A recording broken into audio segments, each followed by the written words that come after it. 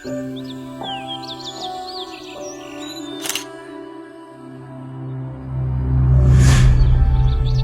আছো অদিতি?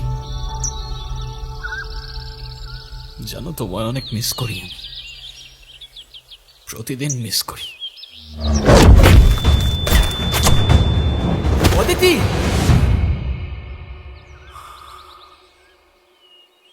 তুমি বলতে তোমার জন্মদিনে তোমার আর কিচ্ছু চাই না, শুধুমাত্র একটা লাল গোলাপ ছাড়া। আর কয়েকটা দিন পরই তোমার বার্থডে। তুমিই বলো এখন কাকে দেব আমি এই গোলাপ?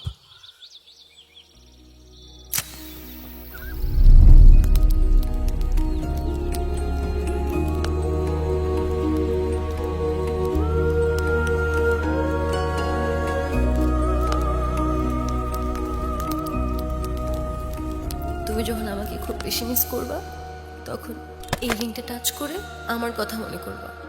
দেখবা আমি অমনি তোমার সামনে চলে আসছি। সত্যি? I promise. মিস করছি তো তোমায় অদিতি, অসম্ভব মিস করছি। আর এই তো তোমার দেয়া রিং এখনো, তাহলে কেন আসছো না আমার সামনে? কথা দিয়েও কি তাহলে তুমি কথা রাখবে না অদিতি?